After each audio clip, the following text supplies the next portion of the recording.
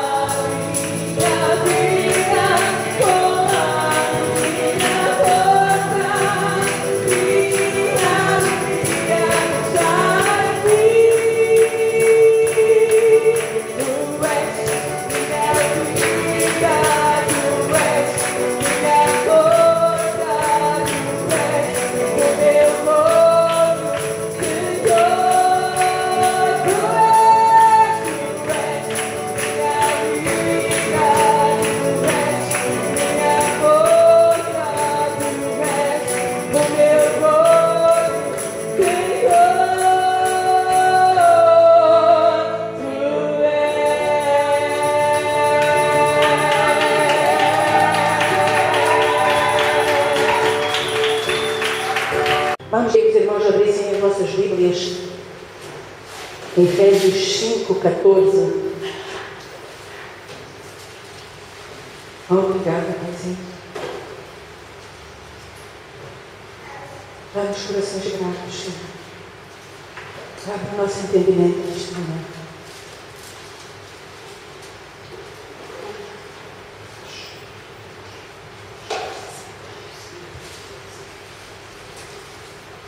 Efésios 5:14. Eu vou tentar ser o mais rigorosamente possível naquilo que Deus pôs no meu coração nesta mensagem, para não me alargar muito.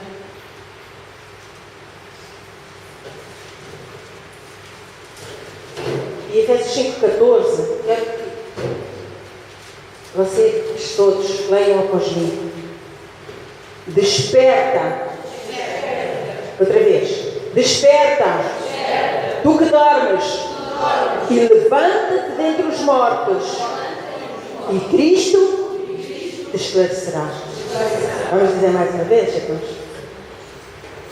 Diga lá para o irmão do lado. Ponta o dedo. Pode apontar o dedo. Eu permito. Desperta. Tu que dormes. Levanta-te dentre os mortos. E Cristo te esclarecerá. Há estudos que comprovam que 30% da população mundial sofre de insónia, tem dificuldades em dormir. E ainda há outros, muito mais, milhões, que além de sofrerem de insónia, eles sofrem de outros distúrbios, como a apneia, sonambulismo, narcolepsia. Narcolepsia é sono incontrolável, a pessoa dorme e nunca está satisfeita. Quanto mais dorme, mais sono tem. Segundo estes excessos, e a falta, tanto o excesso como a falta, prejudicam o metabolismo do nosso físico. Portanto, tudo isso, quer seja em excesso, quer soframos de insónia, isso vai prejudicar o nosso físico. E eu quero falar aqui para vocês que há 3 tipos de sono. O primeiro é o sono REM. Eu não sei bem se é R ou REM. R-E-M. Que se dá com um movimento rápido dos olhos.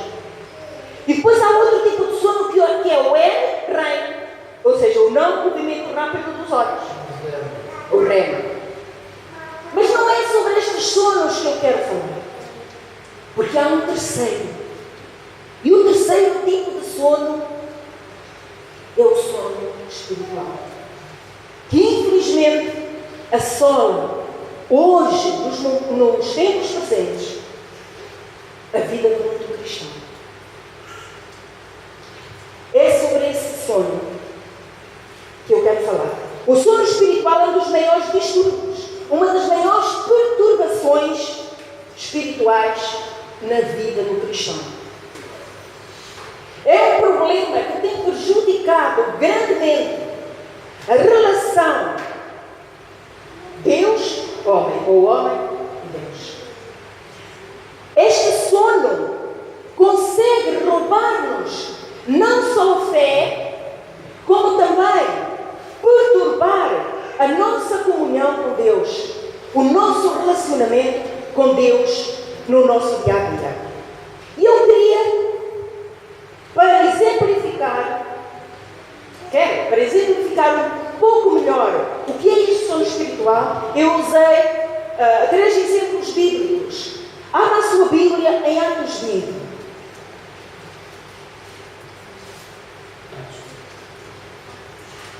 São exemplos que nos vão trazer um melhor entendimento do que é realmente este sono espiritual.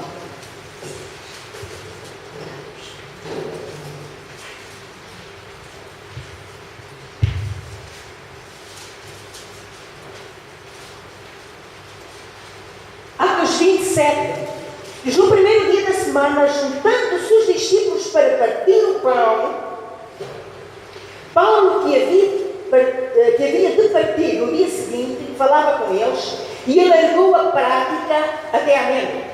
Havia muitas luzes no cenáculo, onde estavam juntos. Atos 27. Eu vou no versículo 9.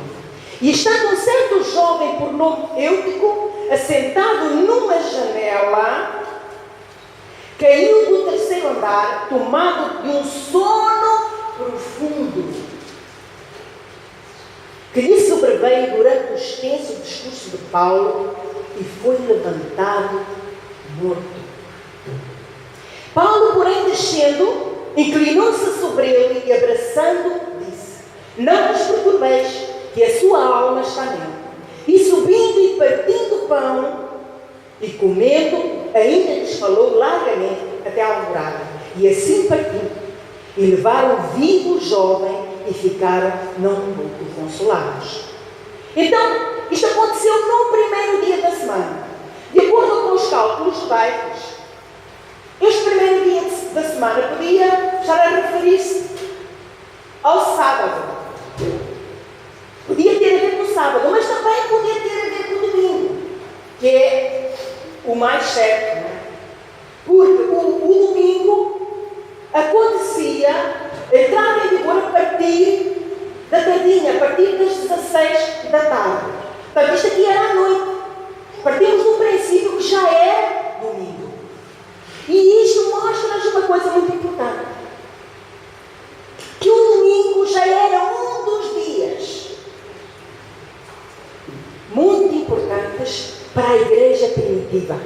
Um dia em que eles se reuniam para partir o pão, ou seja, para celebrar a ceia.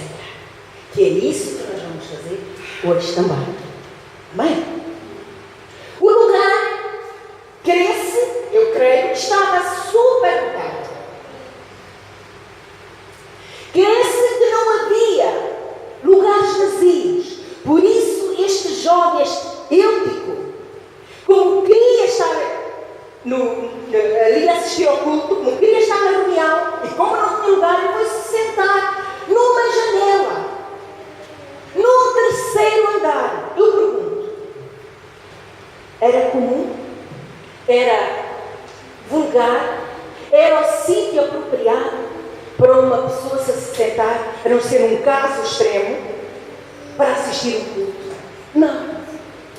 Mas esta janela certamente dava para uma rua onde as pessoas passavam, uma rua onde ele até podia conversar com elas, entrar num diálogo, numa rua onde ele, nesse diálogo com alguém que passasse ali, ele podia até combinar um encontro.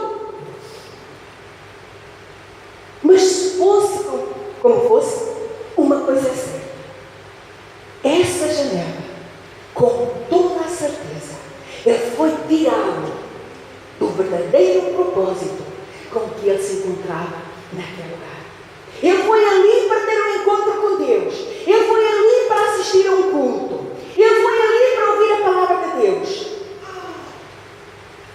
Mas o entusiasmo dele foi tão grande com o discurso de Paulo, que adormeceu profundamente, sono profundo, diz a Bíblia, e cai da janela. O que é que vocês acham? Foi ou não foi distração? Estava ou não estava distraído? Este jovem podia observar tudo. Todo este cenário contribuiu muito para o distrair. Todo este cenário contribuiu para o alinhar com o verdadeiro propósito com que ele estava aqui naquele lugar. Inclusivamente com que ele se sentou naquela janela. Ele esteve sujeito a estar sentado numa janela no terceiro andar para ouvir a palavra, e acabou por adormecer. Na verdade, ele estava no cenáculo, mas chegou um ponto que ele estava ausente. completamente a tudo o que se estava a passar. Eu estava adormecido para a palavra de Deus. E isto é um alerta para nós, igreja. Irmãos, nós podemos estar na igreja, no físico, mas o nosso espírito está ausente. Eu posso estar a assistir a um culto, mas o meu entendimento, a minha alma, o meu coração não está. Eu estou no culto apenas fisicamente, mas completamente ausente no meu entendimento e no meu espírito. A pensar outras coisas, a pensar nos problemas que tenho para resolver, a pensar no almoço que eu tenho que fazer, que vem aos cultos de manhã, a pensar naquilo que tenho que fazer domingo à tarde. O vir à igreja não significa que você está assistindo um culto. Você só assiste um culto quando o seu coração, o seu corpo, a sua alma, o seu espírito está neste lugar. Quando todo o seu entendimento está cativo à palavra de Deus, ao recado de Deus para si. O nosso pensamento, se o nosso pensamento, o nosso coração não estiverem cativos àquilo que se está a passar, nós não estamos aqui. Nós estamos fisicamente, mas espiritualmente nós não estamos. As pessoas adormecidas espiritualmente,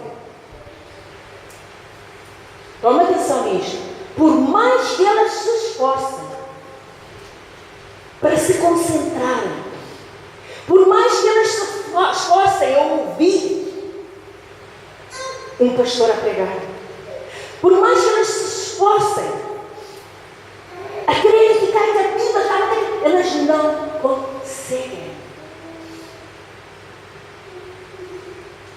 Elas não conseguem. São forças poderosíssimas que não nos deixam permanecer no verdadeiro objetivo. Essas pessoas que estão na igreja dificilmente louvam a Deus. A nossa reunião, ela começa com louvor. Ela começa com o desprender daquilo que deixamos lá em casa, dos nossos problemas. Os nossos problemas, eu costumo dizer, têm que ficar à porta. Eu não posso trazer os meus, não devo trazer os meus problemas para a igreja, a não ser para Deus os resolver. Mas para Deus os resolver, eu tenho que estar nele para Ele estar comigo. Eu tenho que ouvir a Ele para Ele me ouvir a mim.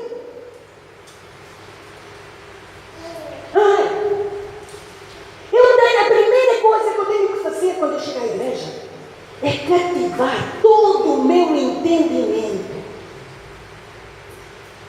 à palavra de Deus, ao Senhor de Jesus Cristo, à sua presença neste lugar, à sua palavra, para ficar cativa. É a disciplina. Eu tenho que me obrigar. Por isso o David falava a alma dele, ama, louva ao Senhor. É isso que nós temos que fazer. Se eu não consigo disciplinar a minha alma, logo no início da reunião, eu saio daqui frustrado. Eu não consegui, eu ouvi, mas não ouvi. Se alguém me perguntar o que é que se passou na reunião, qual foi o tema da palavra, olha, nem sei, mas foi bom. A pessoa esteve na unção, mas ela não se lembra de nada. A sua alma, enquanto esteve aqui, ela estava vagueada por isto e por aquilo, por este problema, por aquilo. Então nós temos que cativar a nossa alma para nós entrarmos na presença de Deus e recebermos dele tudo aquilo que nós precisamos. Nós temos que nos aquietar. Essas pessoas não louvam, essas pessoas não colaboram com o Espírito Santo. Sabe que para Deus me abençoar eu tenho que colaborar com Ele? Deus não faz nada sozinho, irmão. Deus não alimenta preguiçosos. Ele faz. Ele promete e Ele faz. Porque Ele diz que não é homem para comentar. Mas Ele não coopera com preguiçosos. Ele não vai fazer aquilo que eu tenho que fazer. Ele diz para eu entrar na sua presença com louvor. Ele diz que eu adorar em espírito e em verdade. Ele diz para eu cativar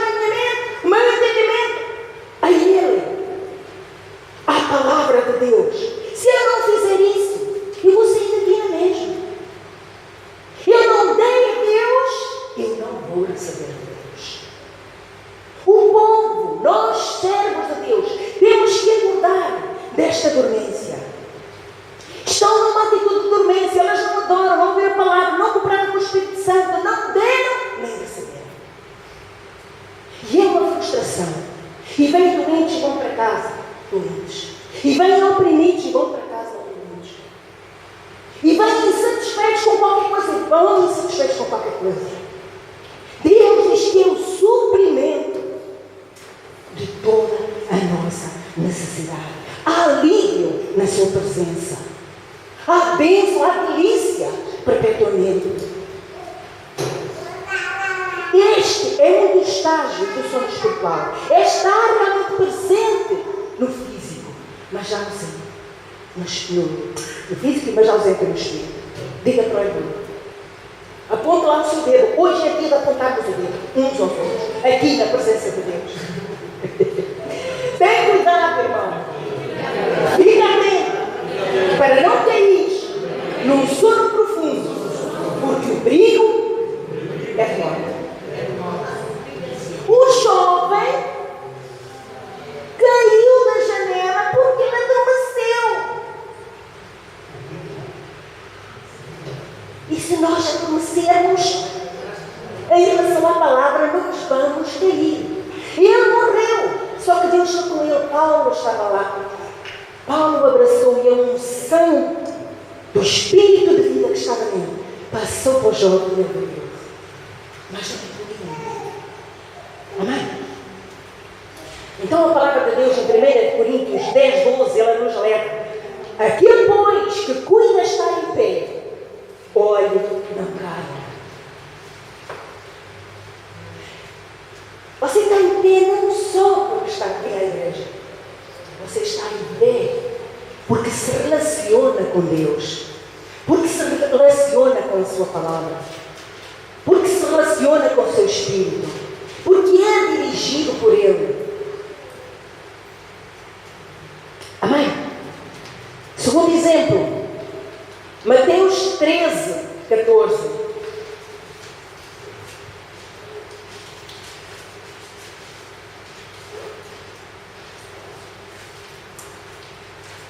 Mateus 13, 14.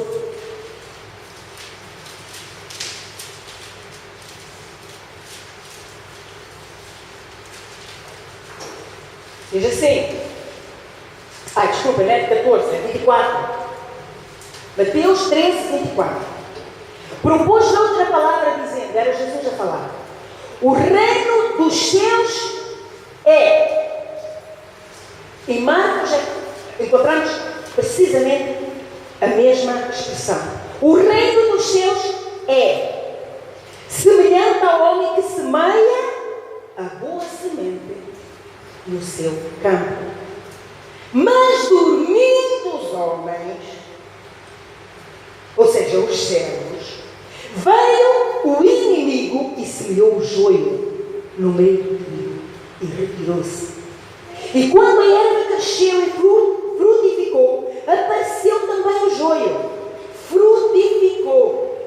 Quando apareceu a erva e depois frutificou. Olha o tempo que demorou. Apareceu também o joio. E os servos do pai de família, indo ter com ele, disseram-lhe: Senhor, não semeaste tu no teu campo boa semente? Porque tem então joio?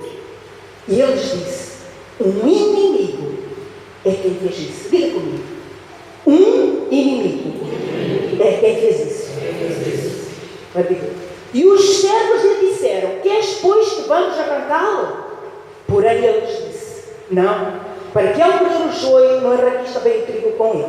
Deixai crescer ambos juntos até a ceifa, e por ocasião da ceifa direi aos ceifeiros: colhei primeiro o joio, atai-o em molhos para queimar. Diga comigo. Colhei primeiro o joio e atai-o em molhos para o queimar. Qual é o fim do joio? Se é queimar. Mas o trigo ajuntai-o no celeiro. Diga, mas o trigo ajuntai-o no celeiro. Esta parábola fala-nos de um senhor, de um proprietário, dono de um campo. Mas fala também do inimigo do proprietário. O proprietário tinha um inimigo.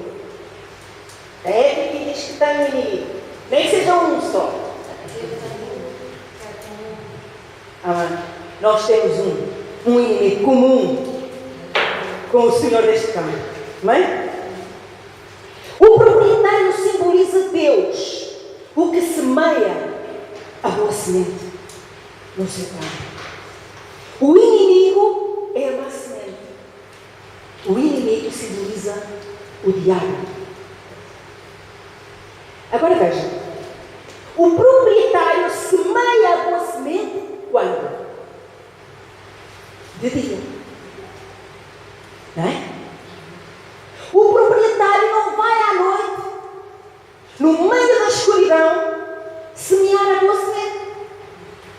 Para quê? Não! Toda a boa semente que o Senhor semeia, Ele semeia à luz do dia. Mas o inimigo não, ao contrário dele. O inimigo semeia o joio ou a massa à luz, em trevas. Tudo o que o inimigo faz, ele faz em oculto. Ele faz escondido. Ele não faz para que todos vejam. Não. Quando as pessoas se apercebem que ele fez, já está feito. Ele é mentiroso, ele é astuto em tudo aquilo que ele faz. Deus só opera, isto mostra-nos que Deus só opera na luz. Que luz é esta? Deus só opera na verdade. Onde há verdade, Ele está lá. Onde há mentira, onde há esquema, onde há falsidade, aí opera o inimigo. Aí operam as trevas. Em Provérbios 4,18 diz que a vereda dos justos é como a luz da aurora, que brilhando mais e mais, até ser dia perfeito. Esta é a vereda dos justos. É aquela que brilha cada dia mais e mais, até ser dia perfeito. Mas o caminho dos ímpios, diz no versículo 19, é como a escuridão, nem conhecem aquilo em que tropeçam. O Senhor do campo semeou a boa palavra, a boa semente. Foi ou não foi? Mas enquanto os servos, o que é que os servos estavam a fazer? Dormiam. Enquanto os servos dormiam, o inimigo veio quando? De noite. E semeou joio no meio do trigo. O diabo só semeou joio porque o campo estava propício à invasão do inimigo. O diabo só semeou joio porque os servos não vigiaram, não guardaram o campo, porque eles estavam cansados e foram dormir. Quantas vezes nós não protegemos o campo? Estamos cansados de um dia de trabalho. Estamos cansados do chefe nos deu cabo da cabeça. Estamos cansados das circunstâncias da vida. Senhor, estou cansado. Tu sabes quais são os meus problemas. Faça-se a tua vontade.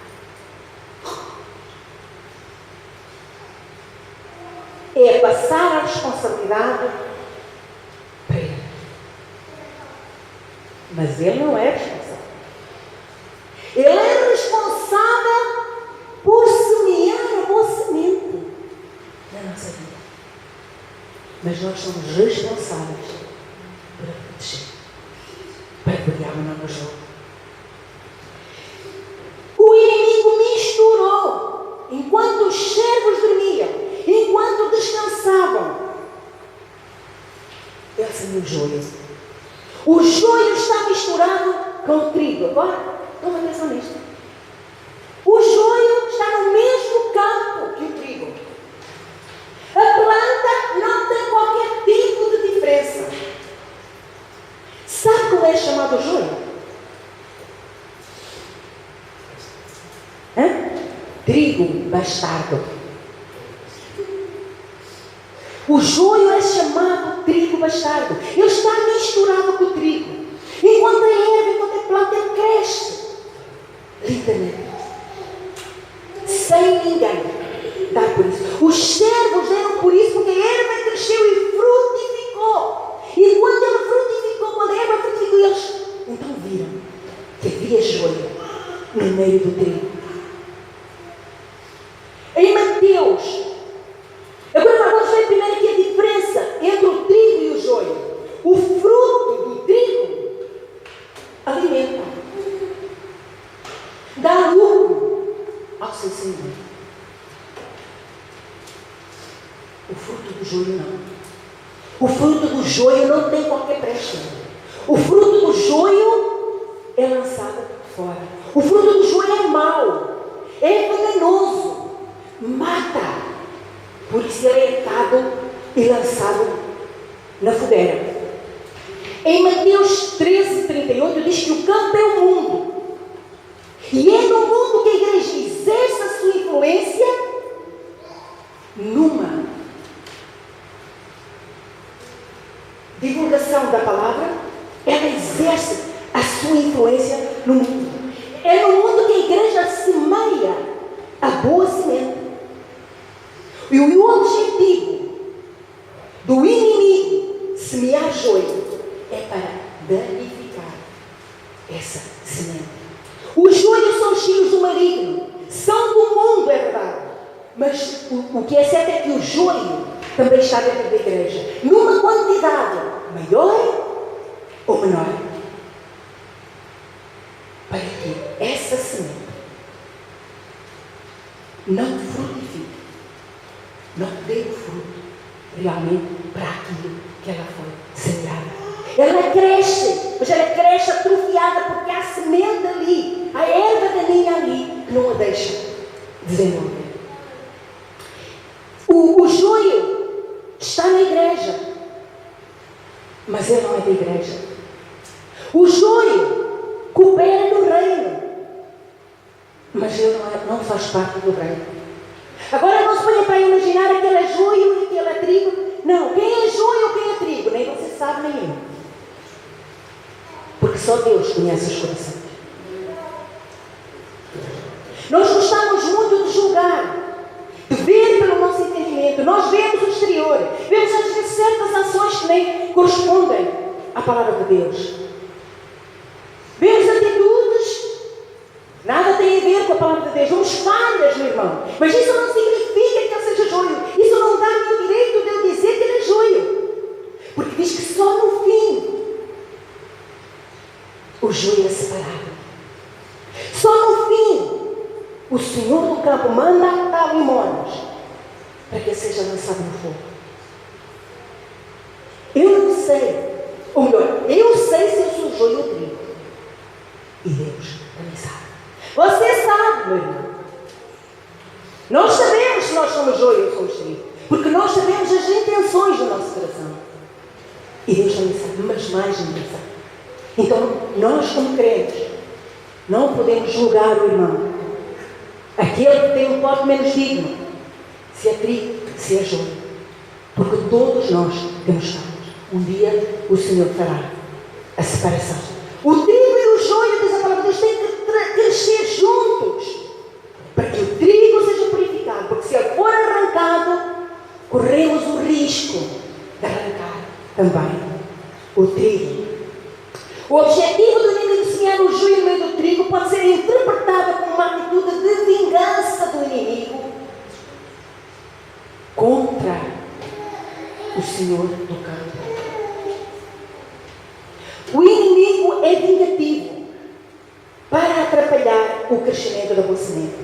Este é outro estágio do sono espiritual: dormir, descansar quando deveríamos estar acordados, atentos, vigilantes, protegendo a boa semente. Guardar a boa semente. Guardar a boa semente é guardar a palavra de Deus no nosso coração. E não só. E guardar todos os interesses do reino. É cooperar. Eu tenho que ser uma atalaia do reino de Deus. Eu tenho que lutar pelo reino, por engrandecimento do reino, em favor do reino. Até ajuda pelas consequências. Isto é que é guardar o campo. Isto é que é proteger. Isto é que é vigiar.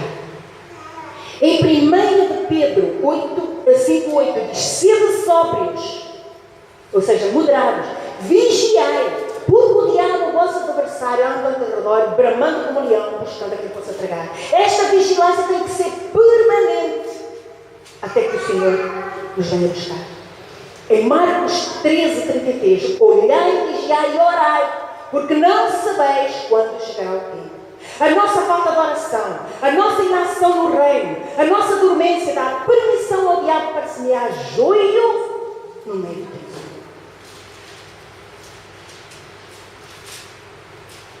Como é que muitas vezes esse joio se manifesta?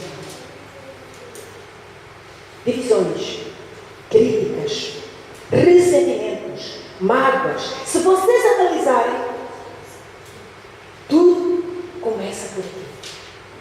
Mágoas entre os irmãos, entre os servos de Deus, inclusive. Ciúmes, apatia, dormência, mornidão e tantas outras coisas. Tudo isto são influências de espíritos malignos invasores, ladrões, que nos podem roubar tudo, inclusive a salvação. Quantas pessoas, por causa do joio, têm abandonado o reino? Ressentidas, magoadas, nem querem ouvir falar de igreja. Diga para o irmão, acorda. Desperta do teu sonho. Quantas são forças, estas forças são forças demoníacas que adormecem os filhos de Deus nas suas razões. As nossas razões são tramadas. Quando uma pessoa tem razão e o outro está a dizer que não, é complicado.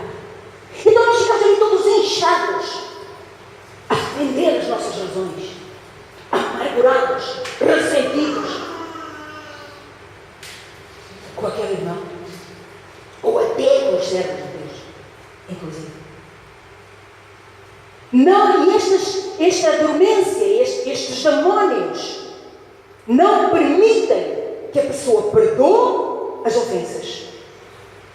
E elas acabam por não ter compromisso, nem com a igreja, nem com a palavra, nem com a obra, nem com coisa nenhuma. Eu sirvo a Deus na minha casa. Deus está em todo lado. Ele diz: quando eu oro, Ele me ouve. Ele até diz para eu entrar no meu quarto, fechar a minha porta. Deus está comigo. Eu não preciso da igreja para estar com Deus. Quem é que já ouviu isso? 1 de Timóteo 4,16 diz assim: tem cuidado de ti mesmo e da doutrina. Deus diz: congrega. Deus não diz que eu posso ter Deus na minha casa. Sim, Senhor, Ele está lá comigo. Mas há algo que eu tenho que fazer mais que isso. Eu tenho que vir à casa dele porque Ele é o meu criado. Eu é que tenho que vir a Ele. Eu é que tenho que me reunir com a família dele. Eu é que tenho que o louvar na congregação dos santos. Ele está em todo lado, mas isso não é tudo. Eu ouço pela internet. A internet foi algo maravilhoso para toda a gente, não é? Mas adormeceu muita gente. Podem ter a certeza. Ouvem pela internet. Onde é que eles usufruem da unção coletiva? Onde é que eles estão a praticar a ordenança de Deus de se congregarem? Morridão, sonolência, estão dormindo, estão adormecidos. O diabo já adormeceu nas suas ideias, nas suas opiniões.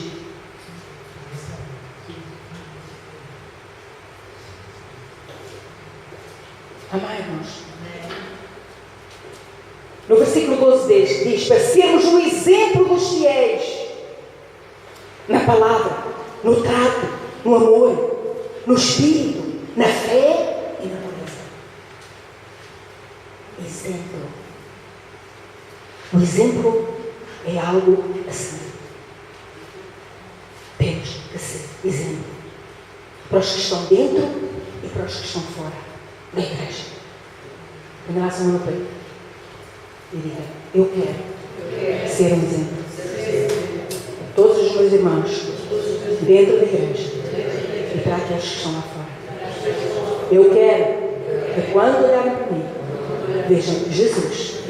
Vejam a diferença entre um servo de Deus, um filho de Deus e o filho do mundo. Amém? Então diga lá para o irmão, desperta, irmão. Levanta-te. Sai dessa dormência. Sê uma atalaia do reino. Proteja a boa semente. E frutifica. Frutifica. A semente tem que dar fruto. A semente tem que dar fruto. Se tu és boa semente, tu tens que dar fruto no reino de Deus. Amém? Deus vai dar a Jesus.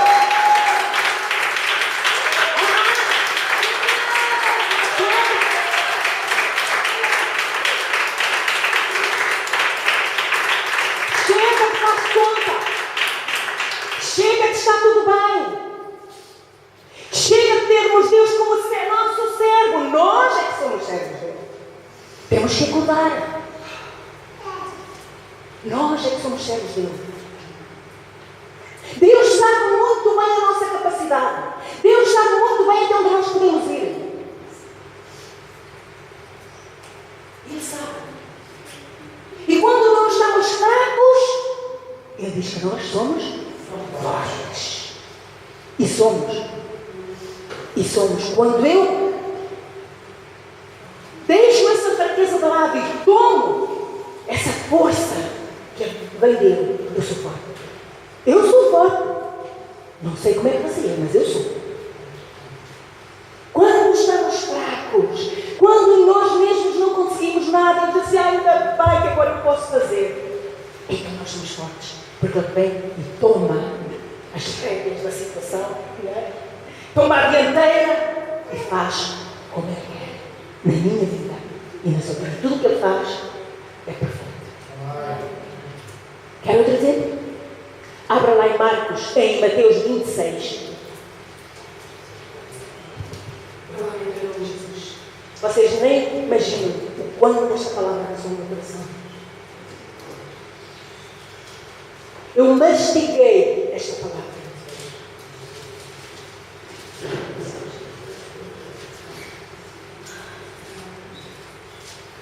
Deus ama os seus filhos. Deus quer uma igreja vencedora. Ele diz que a sua igreja está por louvor na terra. Ele quer pôr a sua igreja por louvor na terra.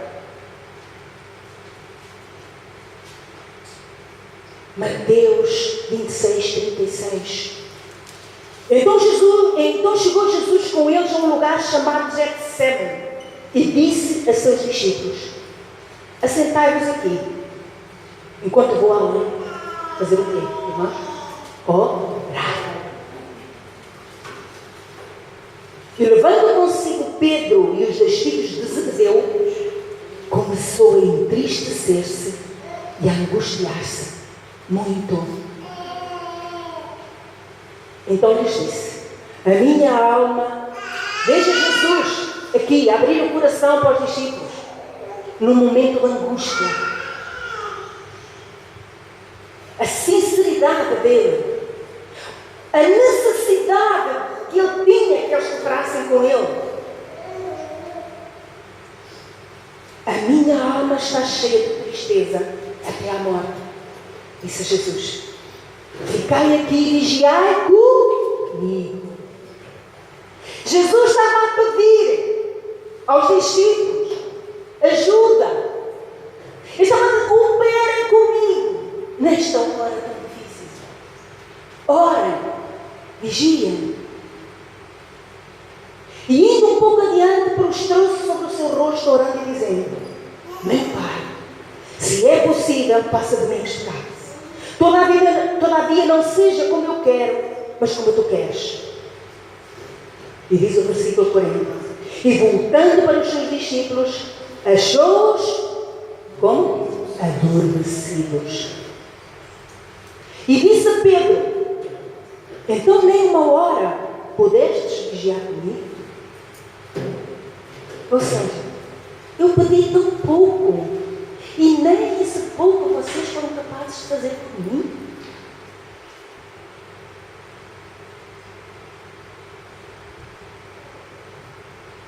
Feche lá os seus olhos e pense nas pequeninas coisas que Deus já pediu e você não teve disponível para fazer.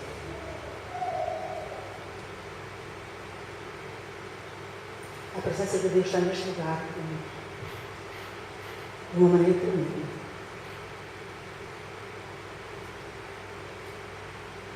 Nem uma hora.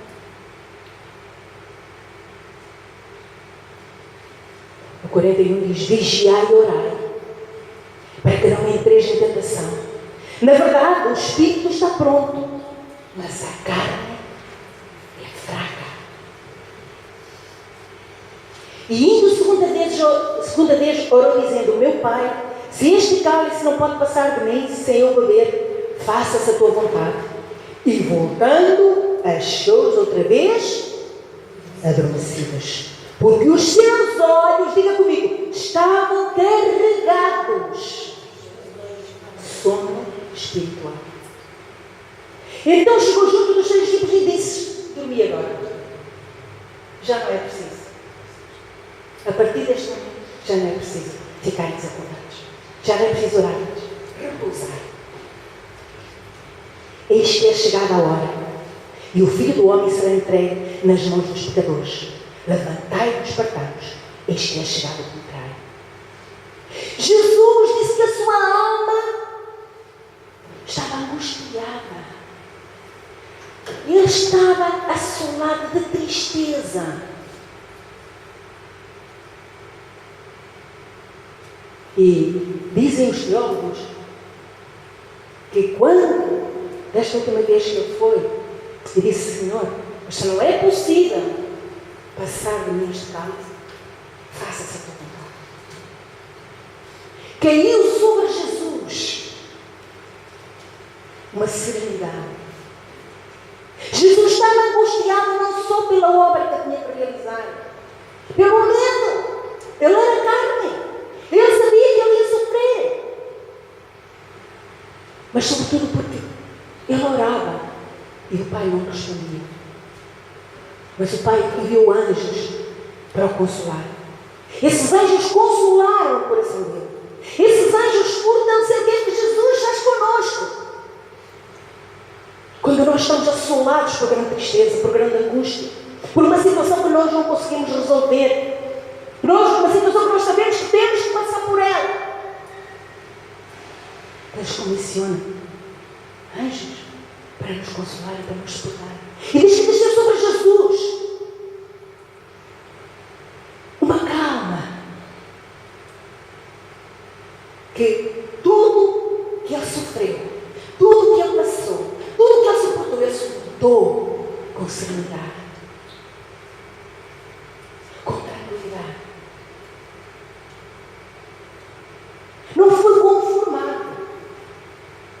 Ele percebeu aquele sacrifício. Ele sabia que tinha que o fazer em prol da humanidade.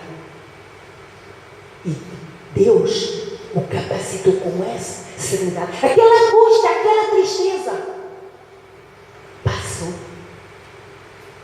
Ele cumpriu todo o propósito com que veio a esta terra em prol da humanidade, com serenidade, sem tristeza. Eu podia não estar aqui, mas porquê é que eu tomei esta decisão? Ou revoltar-se contra o homem? Porquê é que o homem pecou para que eu tivesse que fazer isto? Não, Pai, Perdoem-nos, porque eles não sabem o que fazem. Sereno, confiante. Por um pouquinho de tempo, mas o que tinha de viver e não tardaria. Amém? Jesus sabia que a hora para a cruz era chegada. Chamou os discípulos para vigiarem, para estarem atentos, enquanto ele orava ao Pai. E de novo, encontrou-os adormecidos. Esta afirmação refere-se a uma completa negligência, inércia, egoísmo, num momento de tremenda provação que eles estavam a passar.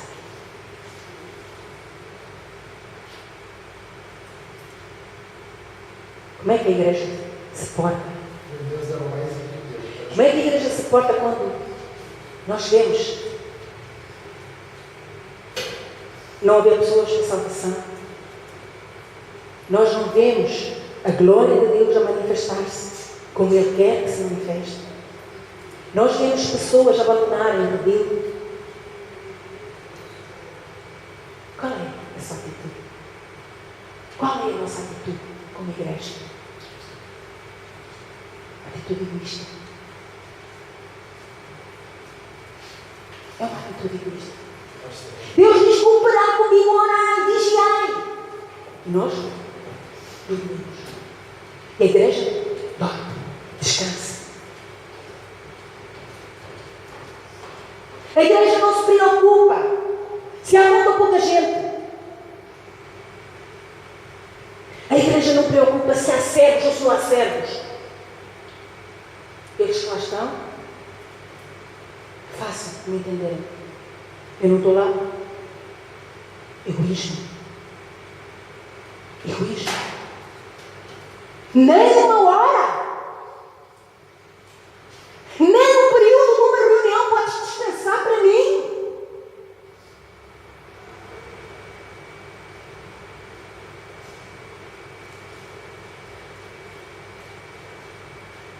Acorda, tu dormes, e Cristo te esclarecerá. Nem uma hora. Diz que era tarde. E eles estavam entristecidos. Eles viam aquela ráfaga. Tudo o que tinha acontecido era estranho para eles. E caiu sobre eles uma grande tristeza. A tristeza leva-nos muitas vezes a abandonarmos a igreja. Porque a igreja não está tão cheia como nós entendemos. Porque já não vemos a manifestação da glória de Deus como víamos. Porque já não vemos salvações. Porque a igreja está a exigir de mim. E eu não posso.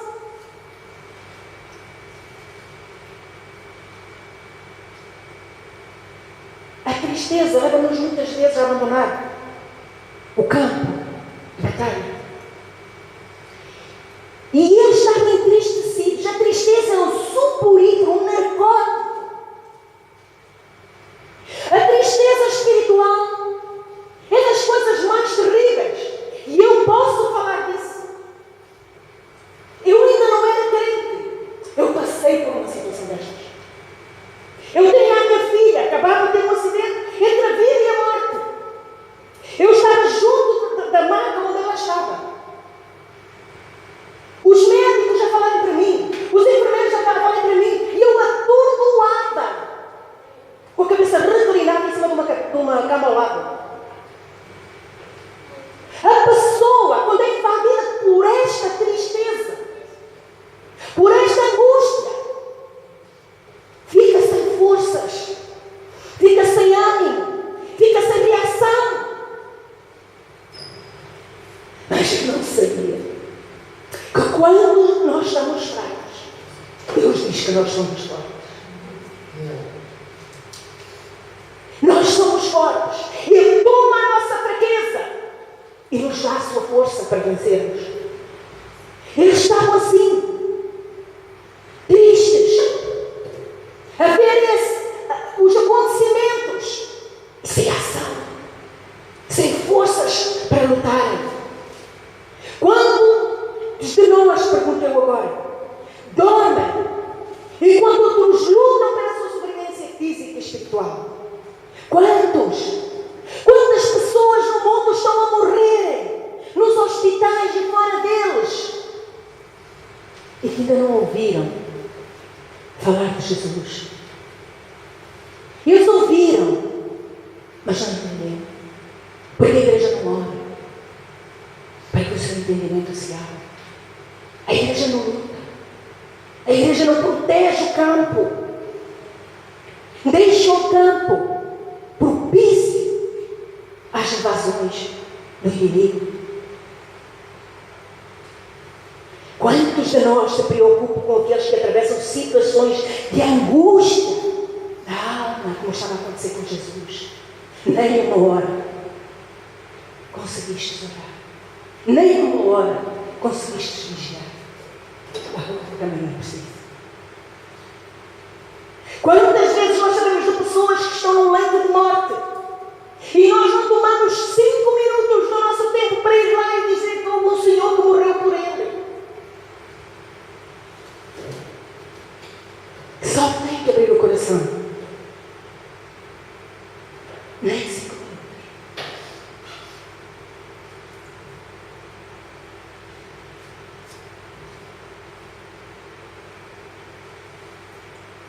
E a Prei não acorda. Acorda! Tu que dormes. Desperta do teu sono. E Cristo te esclarecerá.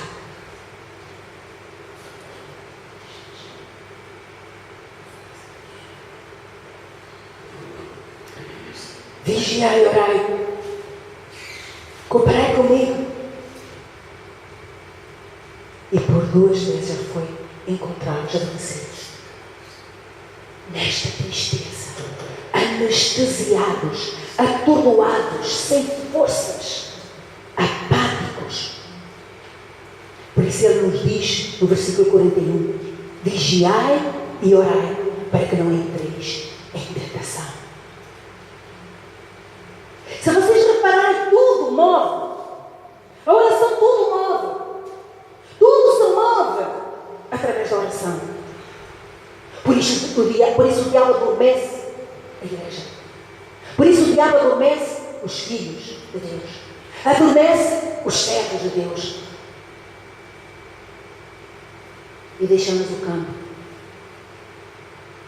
completamente vulnerável ao ataque do inimigo.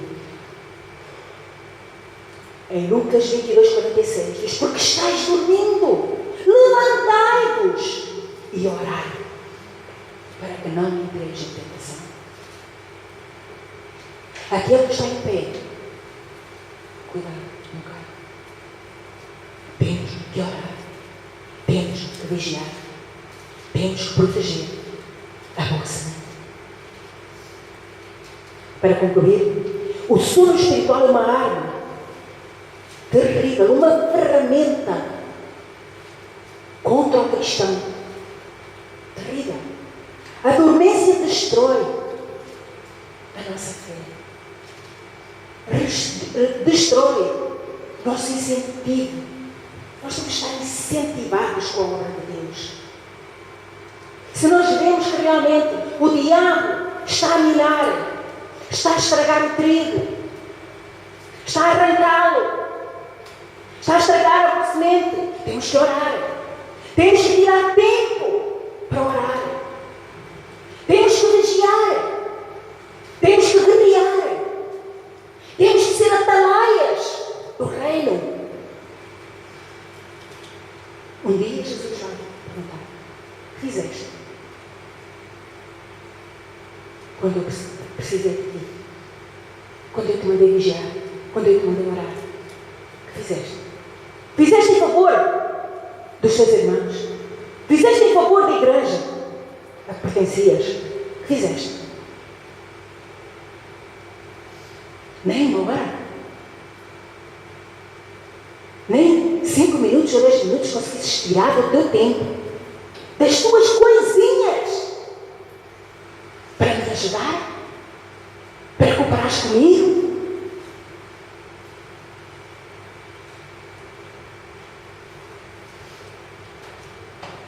aos que estão adormecidos espiritualmente. A Bíblia diz, abra a sua Bíblia em Provérbios 6.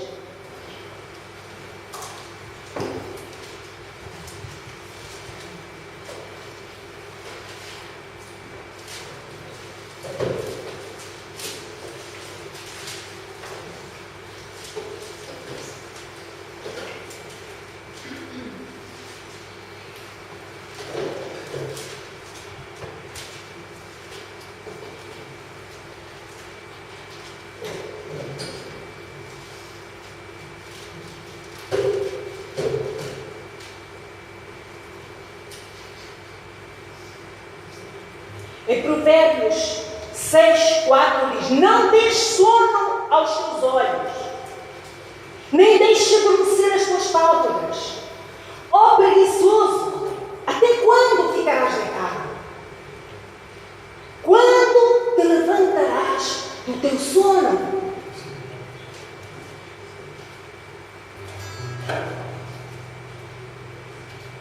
Efésios 6,11 diz: sede sóbrios, vigilantes, atentos às astutas ciladas do diabo.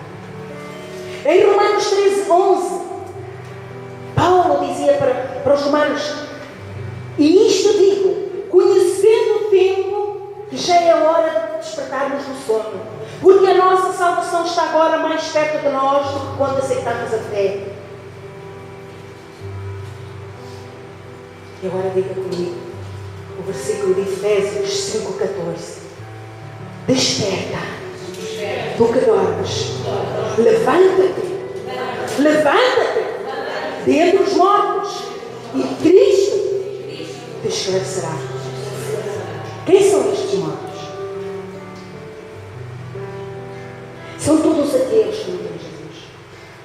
Quem não tem Jesus está morto no seu espírito. São todos aqueles que não têm Jesus. E quem são estes que não têm Jesus? Olha, uns negam a sua existência. Deus? Mas onde é que Ele está? De onde é que Ele veio? Nunca o conheci. Eles negam a sua existência. Outros não querem compromissos. Eu não tenho vida para estar na igreja a toda a hora. Eu não tenho vida para essas coisas. Eu não estou para que me dê uma lavagem ao cérebro como fizeram assim.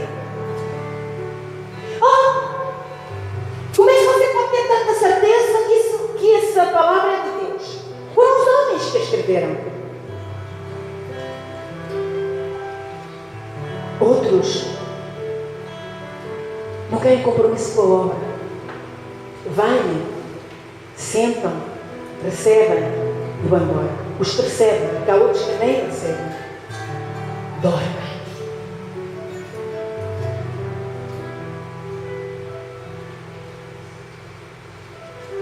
Estão mortos.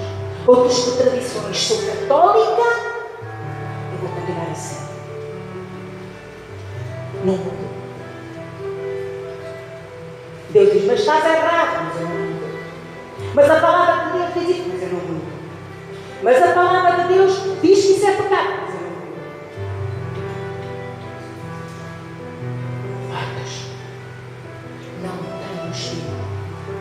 Porque se eles tivessem o espírito, eles entenderiam estas verdades. Amém?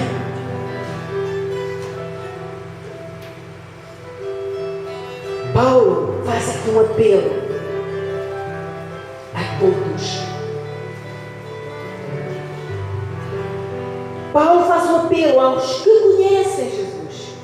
Orar e vigiar. E faz um apelo àqueles que não conhecem Jesus. E diz: desperta do sono. Levanta-te dentre os mortos e Cristo descansará. Amém? Então, como igreja de Cristo, nós temos que cuidar. Nós temos que abrir os nossos olhos espirituais para estas verdades que o diabo tenta encobrir, para que possa fazer na nossa vida aquilo que é bom.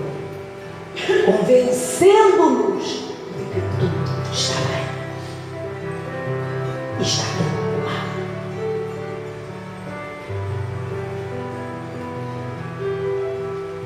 Desperta do sono, meu Deus, para vocês. Levante-se dentre os mortos. Deixe que Cristo os esclareça. Todos nós no reino estamos aqui com um propósito. Deus nos chamou com um propósito. Nós temos uma missão. E se alguém aqui não sabe qual é a sua missão, procure Deus, porque você tem uma missão no reino de Deus. Todos temos missão no reino de Deus. Todos temos que cooperar no reino de Deus. Todos nós temos a responsabilidade de o fazer crescer. E Ele trouxe o reino e colocou no meu e no seu coração. E nós temos que levar o reino ao coração de Deus. No mínimo, essa é uma missão. Amém? A prioridade de levar o reino que está dentro de nós a outros. Ele nos deu a chave do reino. Com essa chave nós podemos ligar e desligar. A palavra diz que tudo que nós ligarmos na terra é ligado nos céus. Tudo que nós desligarmos na terra é desligado nos céus. Há poder nessa chave. A chave de Jesus Cristo. Há poder. Há graça. Há misericórdia. Há solução, seja ela qual for. Não guarde essa chave. Use essa chave em favor do reino. Temos que despertar do sono. Temos que nos levantar desta dormência. Temos que anular esta apatia. Temos que nos esforçar. Esforça-te, diz a palavra. Esforça-te que Ele te ajudará. Se você não consegue concentrar-se nas reuniões, não fique em sítios que possam distrair. Não fique em lugar na igreja onde as pessoas passam, onde as pessoas se movimentam que distraem a sua atenção. Obrigue a sua alma a ficar cativa àquilo que se está a passar. Recuse-se a sair daqui como entrou. Desperta. Esse é sono. E diz em Romanos 16:20, diga comigo, e o Deus de paz esmagará em breve Satanás debaixo dos vossos pés. E o Deus de paz, diga com mais encorajamento, com mais força, e o Deus de paz esmagará Satanás debaixo dos meus pés. E o Deus de paz esmagará Satanás debaixo dos meus pés. Dê uma salva de palmas a Jesus. Amém.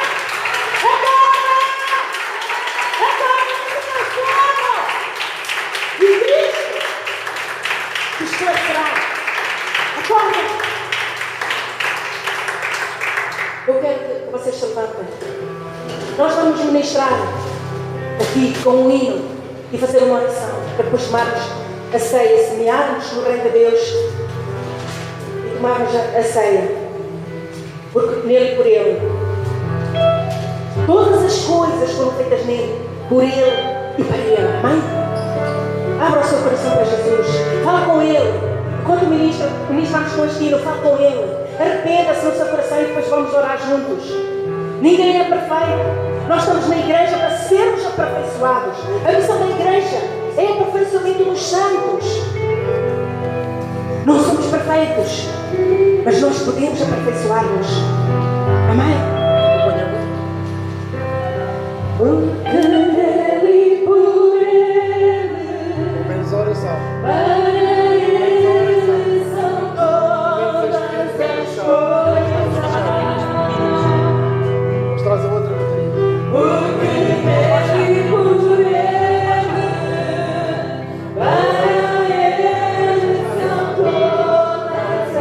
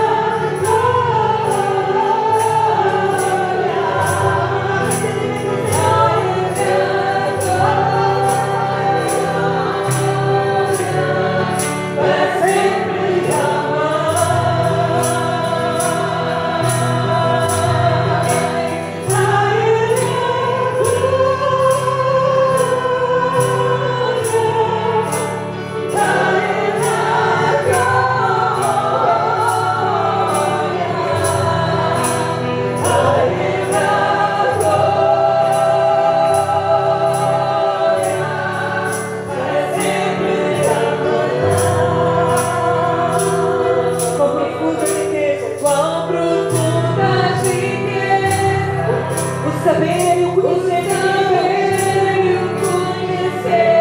de Deus. Oh, quão insondáveis, Senhor, são as tuas feridas. Quão insondáveis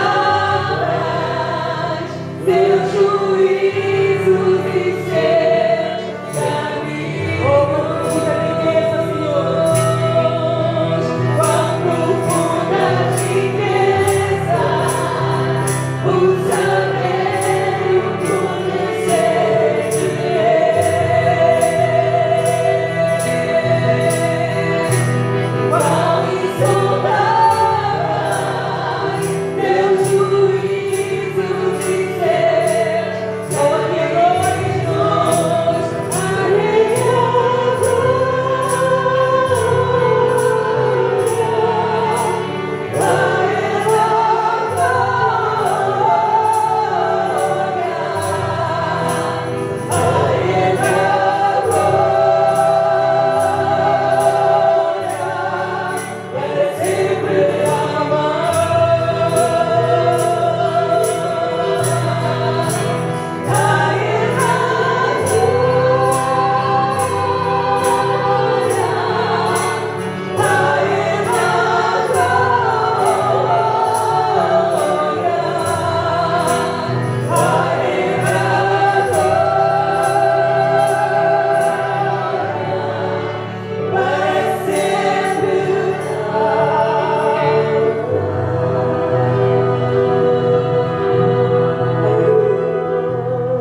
Vamos orar. Levanta uma mão para Jesus, a sua mão direita para Jesus. O melhor à esquerda, ponha a sua mão direita no seu coração. E ora comigo, Pai, perdoa-me, Senhor, toda a dormência espiritual em que tenho vivido. Nesta manhã eu te peço, Jesus, desperta-me deste sono espiritual em que me encontro. Desperta-me de toda a apatia, de toda a indiferença, de toda a mornidão em que eu vivo, Senhor, e da falta de compromisso contigo e com o teu reino. Nesta manhã, Senhor, eu proclamo livremente para todas estas situações e tomo toda a autoridade que me foi dada na palavra de Deus e no nome de Jesus, e me levanto no seu poder contra todas estas forças malignas que impedem a minha comunhão com Deus, que roubam a minha fé e amarram a minha vida espiritual, e as declaro atadas, ligadas, destruídas, anuladas, vencidas e expulsas pela eficácia da obra de Jesus Cristo na cruz. Eu proclamo essa eficácia na minha vida, na minha saúde, nas minhas finanças, na minha casa, na minha família, no meu servir a Ti, Senhor. No nome de Jesus, diz a Tua palavra, Senhor. Pedi e dás-te-vos-á. E nesta manhã, eu te peço, traz livramento para todas estas situações. Abre os meus olhos para que eu possa ver. Ajuda-me a abrir o meu coração para estas verdades e praticá-las no nome de Jesus. Pela fé